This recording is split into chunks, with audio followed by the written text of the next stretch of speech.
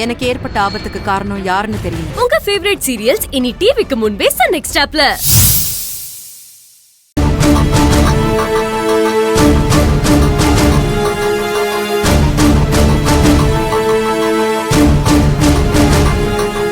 Sorry, ஒரு சின்ன குழப்பம் நடந்துருச்சு. நீங்க தான் வாசுதேவனா?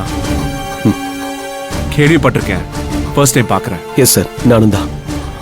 இவங்க தான் வினோதினி, என்னோட ஒர்க்கிங் பார்ட்னர். Welcome ma'am. வணக்கம் சார்.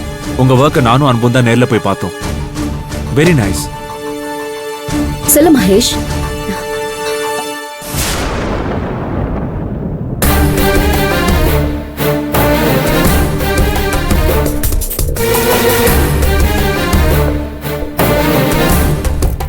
ஆமா, இவங்க எதுக்கு இப்ப திரும்ப வந்திருக்காங்க?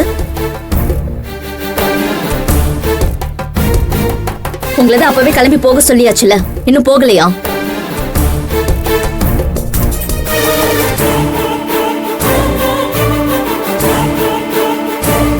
என்ன எம்டி முன்னாடி சிம்பத்தி கிரியேட் பண்ண பாக்குறீங்களா? இதுக்குதான் மகேஷ் இவங்கள நீ வரதுக்கு முன்னாடி அனுப்புன. இவங்கள மாதிரி லோ கிளாஸ் பீப்புளுக்கு எல்லாம் ஒரு விஷயம் கிடைக்கலன்னா அதுக்கு நமக்கு தகுதி இல்லைன்னு புரிஞ்சுக்க மாட்டாங்க. உட்கார்ந்து அடம் பிடிப்பாங்க. உங்களை யார் திரும்பவும் வர சொன்னா? நான் தான் மித்ரா.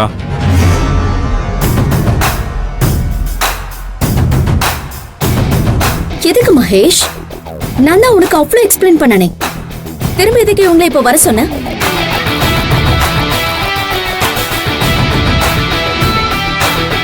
இல்ல மித்ரா, இவங்களுக்கு திறமை இல்ல, தகுதி இல்லைன்னு எந்த அடிப்படையில சொன்ன? அது கொஞ்சம் திரும்ப சொல்லு. இவங்கள பத்தின விவரத்தை ஆள் வச்சு வெளியில விசாரிச்சேன். பொதுவா என்ன பத்தி வெளியே கேட்டா கூட 4 பேர்ல 2 பேர் தப்பா தான் சொல்லுவாங்க. கிட்ட வந்து பழகி பார்த்தாதான் 4 பேரும் உண்மையான கருத்தை சொல்லுவாங்க. அதை விட்டுட்டு அடுத்தவங்க சொல்றத கேட்டுட்டு மட்டும் நாம ஒரு முடிவுக்கு வந்துடக்கூடாது.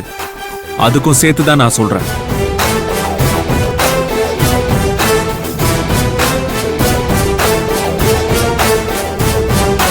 ஆக்சுவலி நான் இவங்க டேலண்ட்டை பார்த்து தான் இவங்களை செலக்ட் பண்ணி நான் வர சொன்னேன். பட் உனக்கு டவுட் இருக்கு. அப்ப நீ என்ன பண்ணிருக்கணும்?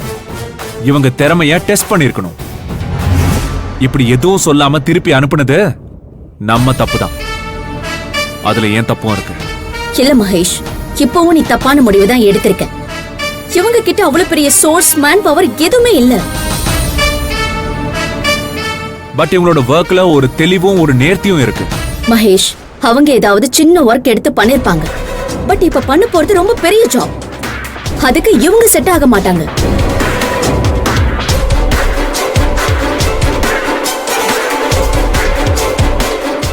இவங்களுக்கு புரியற மாதிரி சொல்லணும்னா, நாம கொடுக்கிற ஆர்டரை சொன்ன டைம்க்கு இவங்க டெலிவரி கொடுக்கணும்னா 1 மணி நேரத்துக்கு ஒரு செட் ட்ரெஸ் தச்சு முடிக்கணும். அதுக்கான மேன் பவர், டெக்னாலஜி இவங்க கிட்ட இருக்கா? அத சொல்லு. கண்டிப்பா இருக்காது. சும்மா ஆர்டர் வாங்கிட்டு நம்மள போட்டு இழுத்தடிப்பாங்க மகேஷ். முடியும், என்னால முடியும். நீங்க சொல்ற மாதிரி 1 மணி நேரத்துல என்னால ஒரு ட்ரெஸ்ஸ கண்டிப்பா தைச்சு காட்ட முடியும்.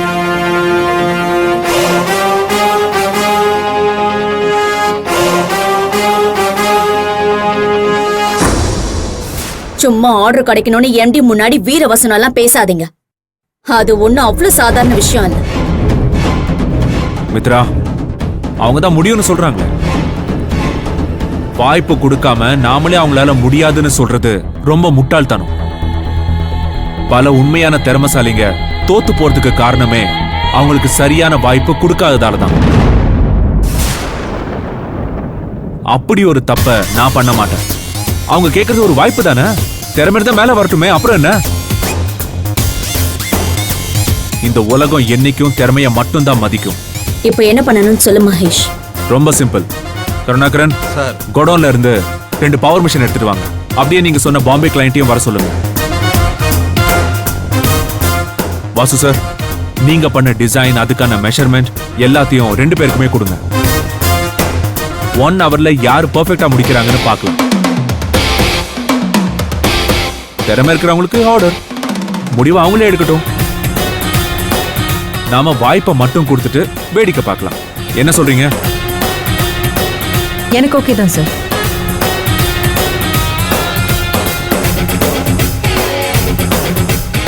என்ன கருணாகரன், உங்க பாம்பே கிளையண்ட்டுக்கு ஓகேவான்னு கேக்குறீங்களா?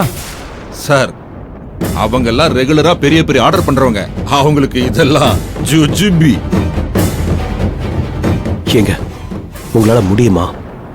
ஏற்கனவே உடம்பு முடியாம இருக்கீங்க. டாக்டர் ரொம்ப ஸ்ட்ரெயின் பண்ணா அது உங்க உயிருக்கே ஆபத்துன்னு சொல்லிருக்காங்க. இப்ப இந்த ரிஸ்க் அவசியமா? நான் வேணா டைம் கேட்கட்டுமா?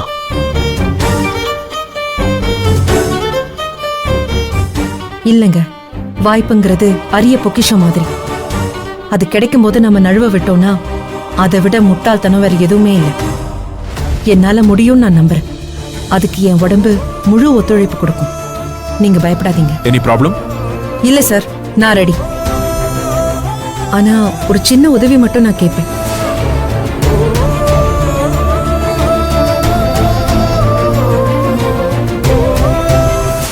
எனக்கு இந்த பவர் மிஷின்ல தைக்கிறதுக்கெல்லாம் வராது.